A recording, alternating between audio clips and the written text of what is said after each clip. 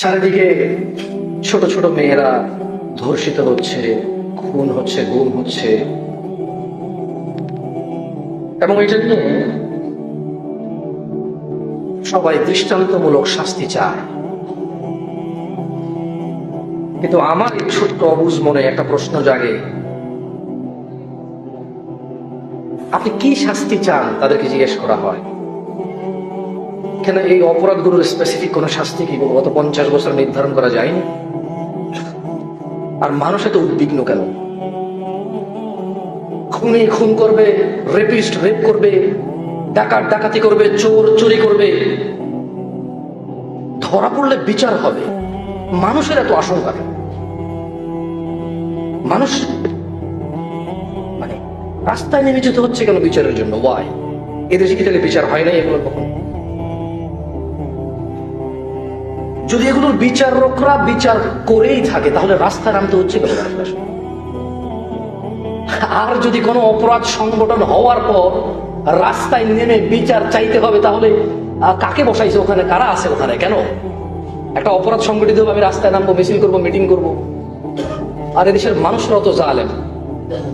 জানাকারী জানা করেছে, খুনি খুন করেছে, দেখা যায় তার বাড়িটা চালিয়ে দিয়েছে, অথচ ওখানে ওর নাবালক শিশু থাকতে পারে, ওর বৃদ্ধা মা থাকতে পারে, যার বাসা, যার ছাদ, তার তো কোনো দোষ নাই, তার তো কোনো দোষ নাই। এদেশের আমরা সবাই জালেম। সুযোগ যখন পাই, ও সুযোগ পেয়েছে, যা খুশি তা করেছে। আমি সুযোগ পেয়েছি, ওর বাড়িটা ভেঙে দিয়েছি। কেন ওর বাড়ি ভাঙবো? কেন? বাড়ি কি অপরাধ করছে? বাড়িতে ওর মা থাকবে, তো ওর মার তো কোনো অপরাধ নাই। বাড়িতে ওর যখন ফাঁসি হবে, মৃত্যু হবে, ওর এতিম বাচ্চা থাকবে, তো বাচ্চা তো বয়স 3 বছর 4 বছর, বাচ্চা তো অপরাধ নাই। هذا إنصاف، هذا عدل. This is your judgment. তোমাদের বিচার হচ্ছে এটা। যাই হোক, শোনো, আল্লাহ তাআলা কোরআন কারীমে বলছে, আমাদেরকে বলছে, কেমন আল্লাহ বলছেন যে আউযু বিল্লাহি মিনাশ শাইতানির রাজীম, ওয়াত্তাবিউ আহসানা মা উনজিলা ইলাইকুম মির রাব্বিকুম মিন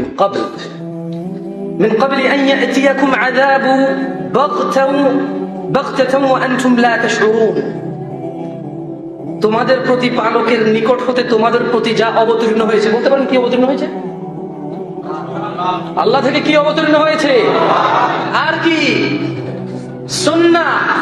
ওয়া মা ইয়ানতিকু আনিল হাওয়া ইন হুয়া ইল্লা ওয়াহয়ুন ইউহা। আল্লাহ বলছেন তোমাদের প্রতিপালক মানে রব থেকে যা নাজিল হয়েছে তা তোমরা, বা রব থেকে যা উত্তম আখ্যায়িত হয়েছে তা তোমরা অনুসরণ করো। এগুলো সাউন্ড একটু কমাই দেওয়া যায়? আমি তো জোরে কথা বলি, মানে ভলিউমটা একটু কমাই দিলে, কমাই দাও, আমি জোরে কথা বলি তো, কমাই দাও। বিসমিল্লাহ। ওকে। তো আল্লাহ বলছে যে তোমাদের প্রতিপালক থেকে যা উত্তম বলে আখ্যায়িত হয়েছে, নাজিল হয়েছে যা, ওখান থেকে ওটাকে তোমরা অনুসরণ করো। কখন? তোমাদের কাছে আযাব আসার আগে তোমরা অনুসরণ করো। আচ্ছা বলেন তো, ইসলাম মানতে হবে কখন? আযাব আসার পরে না আগে? মরার আগে না পরে? কি মানতে হবে? আল্লাহ থেকে যা নাজিল হয়েছে এবং তিনি যা উত্তম বলে আখ্যায়িত করেছে, কোরআন ও সহিহ সুন্নাহ। কোরআন ও সহিহ সুন্নাহ। কখন মানতে হবে? কখন? আযাব আসার আগে। কাদের উপর আযাব আসতে পারে? না, আমি বলবো না, আপনি বলবো না, যারা আল্লাহ থেকে যা নাজিল হয়েছে, তিনি যা উত্তম বলে আখ্যায়িত করেছে, এটার যারা অনুসরণ করে না, করবে না বলে সিদ্ধান্ত নিয়েছে, তাদের কাছে আসবে আযাব। আমাদের কাছে কেন আসবে? ওয়াই? আপনি কি মানেন না কোরআন? আল্লাহর কাছে ক্ষমা চান, আল্লাহ আমাকে ক্ষমা করো, খালাস। আপনার কাছে আযাব আসবে কেন? ওর কাছে আযাব আসার আপনি আশা করতেছেন নাকি? আল্লাহ বলছেন যে আযাব আসার আগে অনুসরণ করো যা উত্তম বলে আখ্যায়িত হয়েছে, যা নাজিল হয়েছে প্রতিপালক থেকে। أن تقول نفسا يا حسرة على ما فرطت في جنب الله وإن كنت لمن الساخرين। যাতে কাউকে বলতে না হয়, হায় আফসোস, আমি আল্লাহর প্রতি আমার কর্তব্য অবহেলা করেছিলাম। আল্লাহ বলছে তোমরা অনুসরণ করো যা আল্লাহ নাজিল করেছে আযাব আসার আগে, যাতে তোমাদের কারো বলতে না হয় আফসোস, হায় হায় হায়। কি? আমি আমার প্রতি আল্লাহর জন্য যে কর্তব্য ছিল, বা আল্লাহর প্রতি আমার যে কর্তব্য ছিল, আমি সেগুলোকে ঠাট্টা বিদ্রোপকারী হিসেবে কি করছি? অন্তর্ভুক্ত ছিলাম আমি। আযাব আসার আগে প্রতিপালক যা নাজিল করেছে তা মানতে হবে, যাতে আমরা আফসোস না করতে হয় যে হায় আফসোস। আও তাকুল লাউ আন্নাল্লাহ হাদানি লাকুনতু মিনাল মুত্তাকিন, অথবা এই কথা যাতে, এই তোমরা এমন করো কেন, কি সমস্যা তোমাদের? আও তাকুল, অথবা যাতে এই কথা না বলতে হয় লাউ আন্নাল্লাহ হাদানি লাকুনতু মিনাল মুত্তাকিন, আল্লাহ যদি আমাকে সঠিক পথ দেখাতেন তাহলে অবশ্যই আমি মুত্তাকিদের অন্তর্ভুক্ত হতাম। কে যদি সঠিক পথ দেখাইতো? তো কোরআন নাজিল করছে কে? তো যে বললো যদি আল্লাহ সঠিক পথ দেখাইতো তো কোরআনটা নাজিল করলো কেন আল্লাহ? মানে আল্লাহ বলছে যে আযাব আসার আগে ভালো হোক, যাতে এটা বলতে না হয় যে আল্লাহর প্রতি যে কর্তব্য ছিল আমি ঠাট্টা বিদ্রুপ এনেছি, অথবা যাতে এটা বলতে না হয় যে আরে আল্লাহ যদি আমাকে হিদায়াত দিত আমি তো হিদায়াতের অন্তর্ভুক্ত হইতাম, আমি তো ভালো হইতাম, আমি তো চোর ডাকাত জানি হইতাম না, আমি তো বেনামাজি সুদখোর ঘুষখোর হইতাম না, আমি তো বেরোজগার হইতাম না, আমি তো নেশাগ্রস্ত নেশাখোর হইতাম না।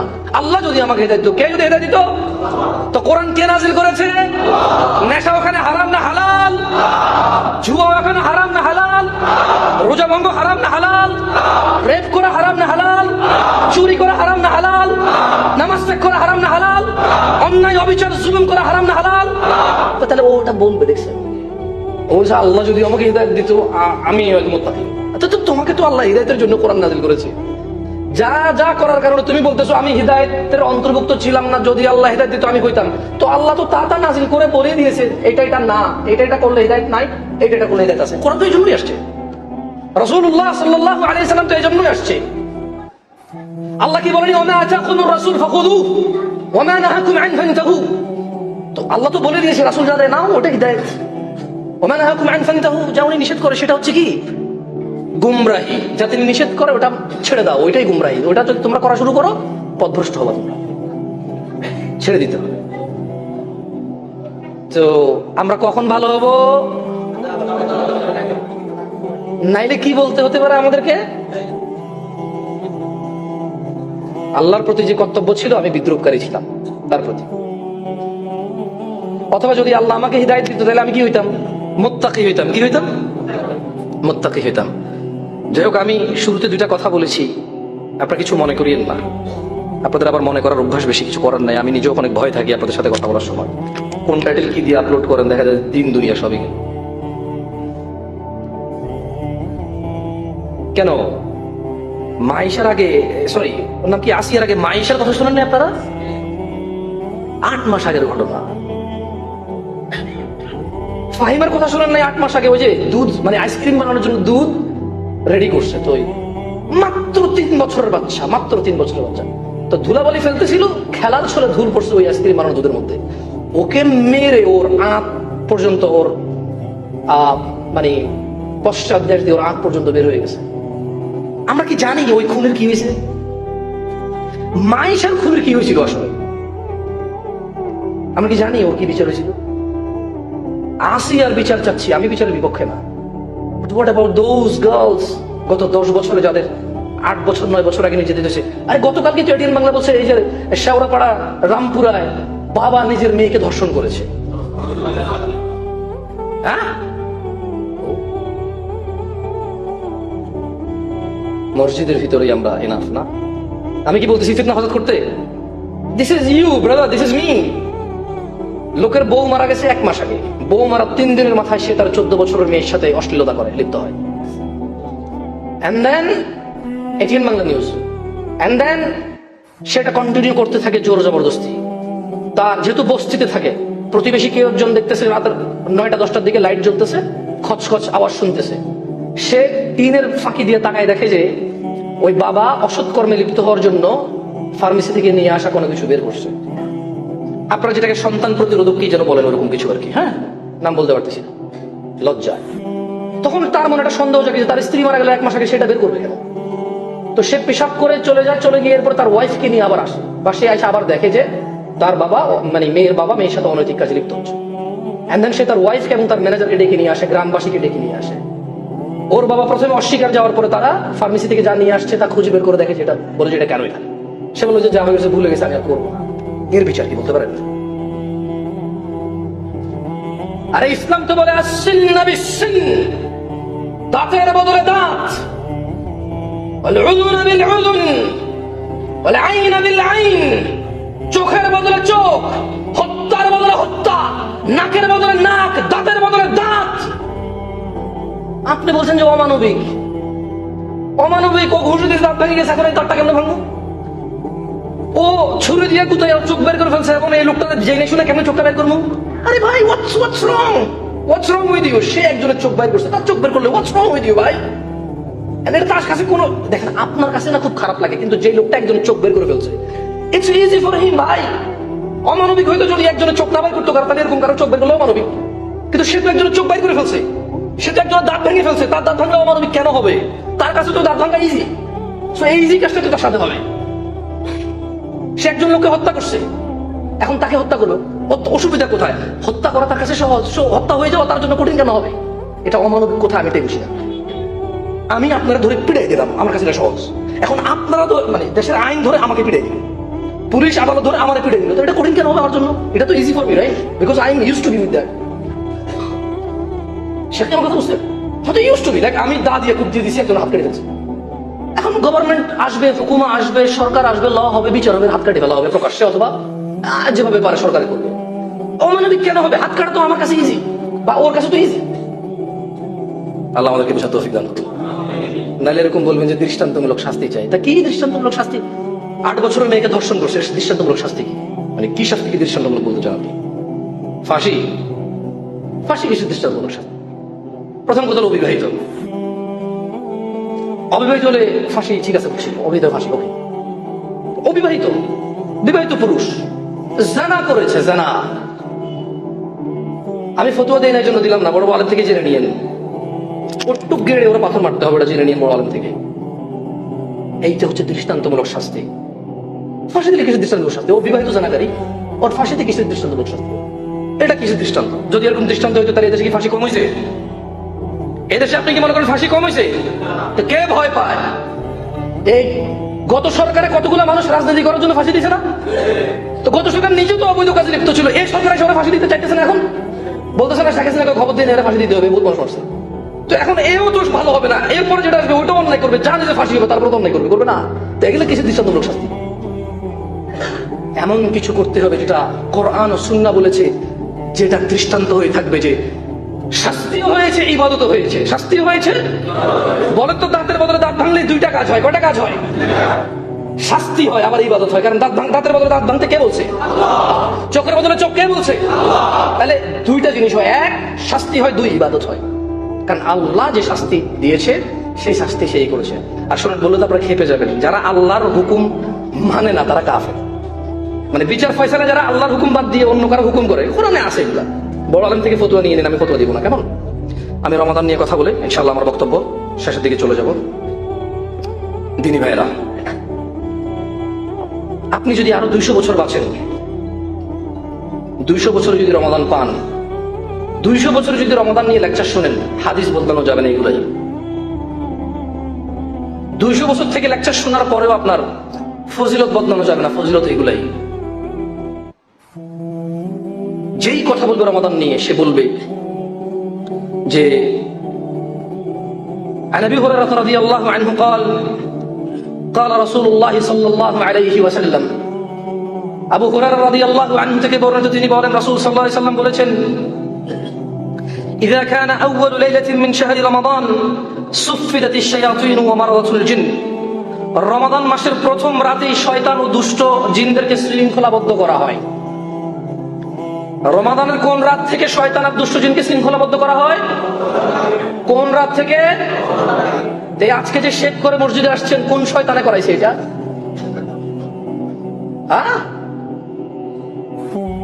ও আবার শয়তান খুঁজে, ইবলিস তো নাই ভাই, ইবলিস नहीं, उसका काम तमाम हो गया इसमें।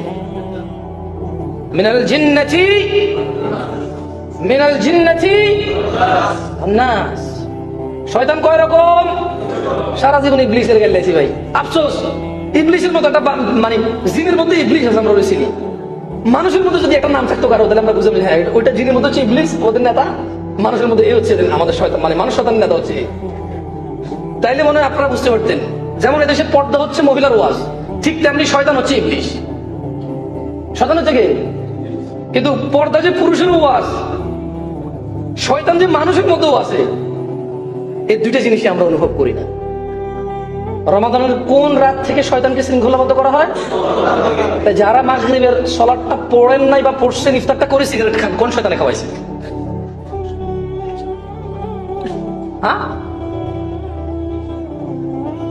আল্লাহ তো বললো যে দুষ্ট জিনকে আল্লাহ বন্দী কর। দেখছেন আল্লাহ কি সুন্দর করে বলছে না যে আমি শয়তান এবং দুষ্ট জিনকে বন্দী করি। তো এগুলা কোন জিন, কোন শয়তান? মিষ্টি শয়তান যেগুলা সিগারেট খাওয়ায়, দাড়ি কাটায়। শোনেন, আজকে এখানে উপস্থিত অনেকেই আছেন, আমি বলতে চাই আল্লাহ নবী সাল্লাল্লাহু আলাইহি ওয়াসাল্লাম বলেছে প্রথম রাত থেকেই আল্লাহ দুষ্ট জিন ও শয়তানকে বন্দী করে ফেলে, শৃঙ্খলাবদ্ধ করে ফেলে। ওয়াগুল্লিকাত আবওয়াবুন নার, জাহান্নামের দরজাকে তিনি বন্ধ করে দেন। ফালাম ইফতাহ মিনহা বাব, এবং জাহান্নামের একটি দরজাও খোলেন না।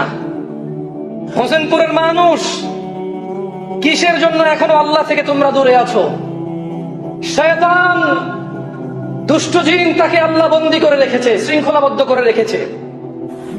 জাহান্নামের দরজাগুলো বন্ধ করে দিয়েছে তিনি। গফুরুর রহিম, রহমানুর রহিম, আজিজুল কওয়িজুল কুওয়াতিল মাতিন, বন্ধ করে দিয়েছে। ওয়া ফুতিহাত আবওয়াবুল জান্নাহ, জান্নাতের দরজাগুলো খুলে দিয়েছেন। ফালাম ইউগলাক মিনহা বাব, জান্নাতের একটা দরজাও তিনি পুরো রমজান মাসে বন্ধ করবেন না। ওয়া ইউনাদি মুনাদিন, ওয়া ইউনাদি মুনাদিন, একজন ঘোষণাকারী ঘোষণা দিতে থাকেন, ইয়া বাগিয়াল খায়র, ইয়া বাগিয়াল খায়র আকবিল, ইয়া বাগিয়াল খায়র আকবিল, ইয়া বাগিয়াল খায়র আকবিল। হে কল্যাণ অন্বেষণকারী, হে কল্যাণ তালাশকারী, হে ভালো কিছু খুঁজছো যে, আকবিল, অগ্রসর হও। ওয়া ইউনাদি মুনাদিন, একজন আহ্বানকারী আহ্বান করতেই থাকে, ইয়া বাগিয়াল খায়র, ইয়া বাগিয়াল খায়র, হে কল্যাণ অন্বেষণকারী, আকবিল, আকবিল, অগ্রসর হও। নামাজ পড়ো, রোজা রাখো, যাকাত দাও, সাদাকা করো, দাড়ি কেটো না, সিগারেট খাও না, মিথ্যা বলো না, হারাম খেও না, গালিগালাজ করো না, ঝগড়া ফাসাদ করো না। ইয়া বাগিয়াল খায়র, তোমাদের মধ্যে যারা কল্যাণ অন্বেষণ করছো, আকবিল, আকবিল, অগ্রসর হও, অগ্রসর হও। ইয়া বাগিয়াল খায়র আকবিল, হে কল্যাণ অন্বেষণকারী অগ্রসর হও।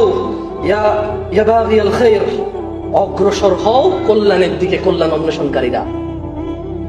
একজন ঘোষণাকারী কি ঘোষণা দেয় বলতে পারেন? কি ঘোষণা দেয়? আমি আবার পড়ে শুনে এরপর আপনারা বলবেন, বলবেন তো?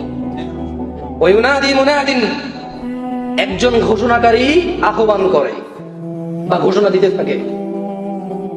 বলেন, ইয়া বাগিয়াল খায়র, না আমি বলতেছি, উনি বলছেন, মানে ওই ঘোষণাকারী বলে, ইয়া বাগিয়াল খায়র, হে কল্যাণ অন্বেষণকারী, আকবিল, অগ্রসর হও। কি হও? কাকে বলতেছে? কাকে বলতেছে? সবাইকে বলে নাই, সবাইকে কিন্তু বলে নাই। কাকে বলছে? আমরা কি কল্যাণ অন্বেষণ করি? দাড়ি কাটা কোন কল্যাণ? মিথ্যা কথা কোন কল্যাণ? সপ্তাহে শুধু জুমা পড়া কোন কল্যাণ? মায়ের সাথে বিয়াদবি করা কোন কল্যাণ?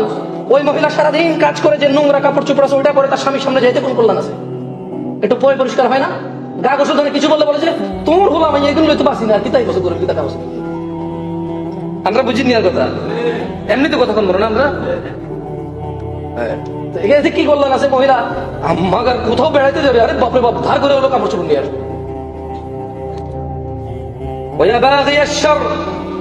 ঘোষণাকারী ঘোষণা দিতে থাকে, হে পাপা শক্ত,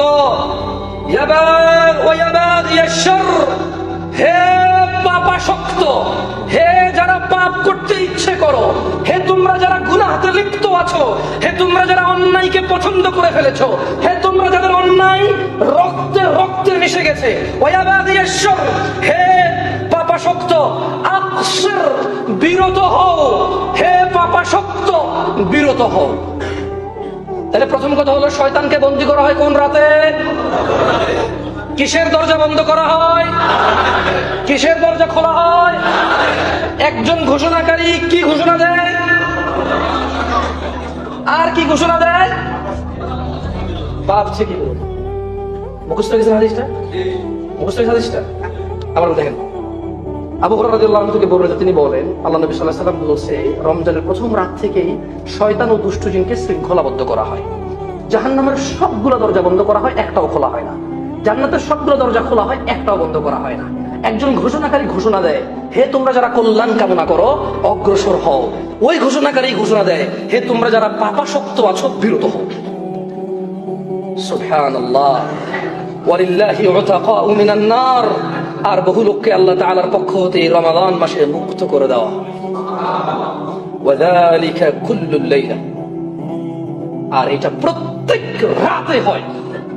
বলেন তো প্রত্যেক রাতে কি হয়? প্রত্যেক রাতে ওই মুনাদি ঘোষণা দেয়, আসো। প্রত্যেক রাতে আল্লাহ কিছু মানুষকে কি করে দেয়?